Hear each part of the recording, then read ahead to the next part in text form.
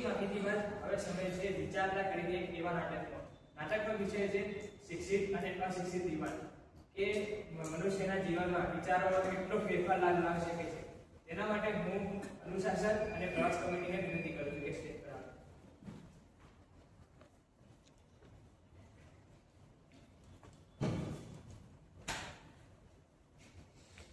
સિદ્ધાંત કહે છે શિક્ષણ વધતા સમસ્યાઓ ઘટવી જોઈએ. આજે સમાજમાં શિક્ષણ અને સાક્ષરતાનું પ્રમાણ તો વધી રહ્યું છે, પણ સમસ્યાઓ, ભ્રષ્ટાચાર, છેતરપિંડી અને ગેરરીતિઓ પણ વધી રહી છે. એમની વચ્ચે ક્યાંક સંક્રમણતાનો સંબંધ બની રહ્યો છે, જે વાસ્તવમાં વ્યસ્ત પ્રમાણતામાં હોવો જોઈએ. તો શું આપણી સમજણમાં કે સિદ્ધાંતમાં કંઈ ભૂલ છે કે શિક્ષણ વધતા સમસ્યાઓ ઘટે? ના, સિદ્ધાંતમાં તો ક્યારેય ખોટો નથી. સિદ્ધાંત તો સાચો છે. તો પછી આ ગડબડ થઈ કઈ રીતે? ચાલો આ નાટકના માધ્યમથી સમજીએ. પ્રોબ્લેમ છે કે જો પેલા ભાઈનો ફોન આવે છે, ચાલો તો જોઈએ કોણ ફોન કરે છે અત્યારે. અરે આ બેંક વાળા પણ ગજબ છે. સવારના 5 વાગ્યા નથી ને હપ્તા માટે ફોન કરવાનું ચાલુ કરી દે છે. હવે તો મારા ફોનની રિંગટોન પણ હપ્તાદે ગાવા માંડી છે. સાહેબ, આ હફતો છે કે શનિદેવની પનોતી ઉતરવાનું નામ જ નથી લેતી. ફોનનો હફતો બાકી, લેપટોપનો હફતો બાકી, બાઇકનો હફતો પણ બાકી જ રહી ગયો છે. અને પેલી વોશિંગ મશીન લીધી હતી એનો પણ હફતો બાકી જ છે. અરે આ શું છે? કંપનીનું સ્ટેશનરી બિલ 20,000 રૂપિયા. જો હું આ 20,000 ને 2 લાખ કરી નાખું તો મેનેજર તો આપણો જ માણસ છે, એને તો મીંડા પર બટાકા જેવા જ દેખાય છે. એક કામ કરું, ગોટાળો કરી જ નાખું. એક મીંડું નદીની આ બાજુ અને બીજું મીંડું નદીની પેલી બાજુ. બસ હવે આ બિલ પાસ થશે એટલે મારો આઈફોનનો હફતો ક્લિયર. બાઇકનું નવું ટાયર આવી જશે અને એસી પણ લઈ જ લઉં. લોકો કહે છે કે મહેનતનું ફળ મીઠું હોય છે, પણ હું કહું છું કે કંપનીના બિલમાં કરેલો ગોટાળો એનાથી પણ વધારે મીઠો હોય છે. બસ સાહેબને ખબર ન પડવી જોઈએ, નહીંતર મારા જેલના સળિયા કરવાનો હફતો ચાલુ થઈ જશે. ગોટાળો તો થઈ ગયો. હવે ચાલો મેનેજર પાસે જઈએ. May I come in ma'am? Yes, come in. Ma'am, હું આ ઓફિસનો હિસાબ લઈને આવ્યો. હા, લાવ તો એકવાર હું ચેક કરી લઉં.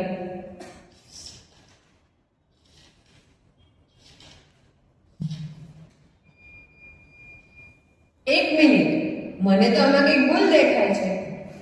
ઓહ શિટ, આમને કઈ રીતે ખબર પડી? બોલો ને મેમ, શું ભૂલ છે? અહીંયા આવજો, બતાવો. અહીં જો, તે તારો ભાગ તો કાઢ્યો, પણ તો મારો ભાગ કાઢવાનું તો ભૂલી જ ગયો. હા મેમ, અત્યારે જ તમારો હિસાબ જોડી લઉં. હવે બરાબર. ભાઈ સાહેબ, અહીં તો ગંજબનો ઘોટાળો ચાલે છે. હવે જોઈએ બીજી બાજુ શું ચાલે છે. મેં કમિંગ મેમ? યસ, આમને આલો. હા મેમ, આ જોઈ લો ને એક વખત, હું આપણી કંપનીનો હિસાબ લાવ્યો છું. હા, લાવ.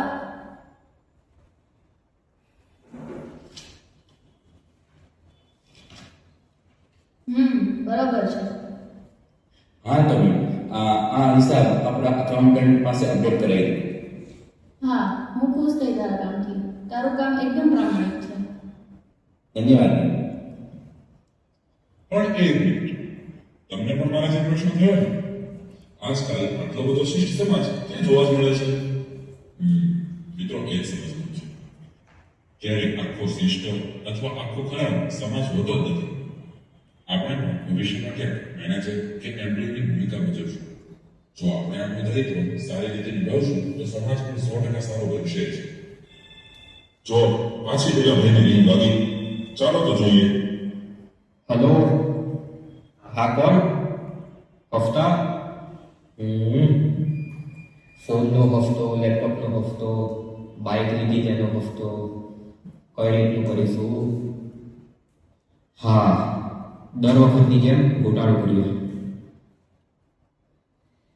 મે I come in ma'am? Yes. Ma'am, આ મહિનાનો હિસાબ આપો.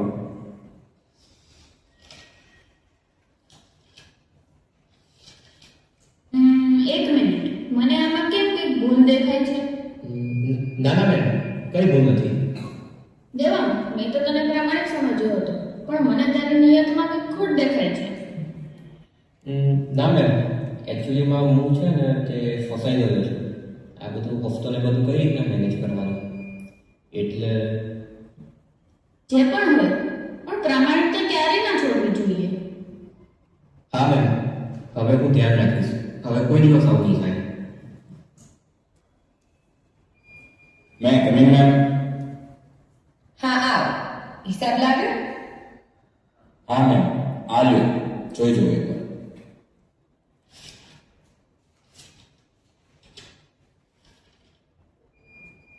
અરે આ બધું તો બરાબર, પણ તું આમાં તો કંઈક ભૂલી ગયો લાગે છે.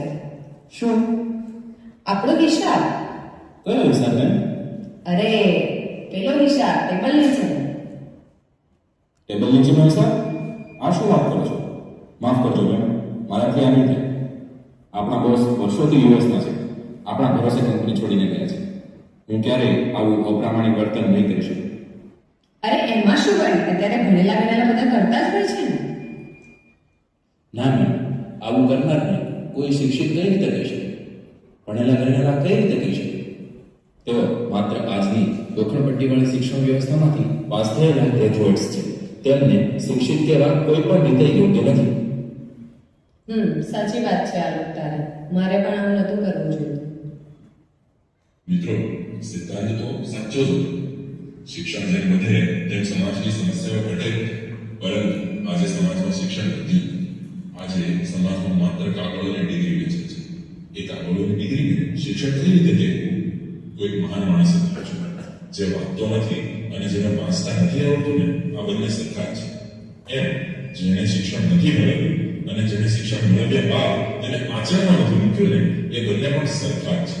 તે પણ અશિક્ષિત જ છે. બાકી આ સમજદાર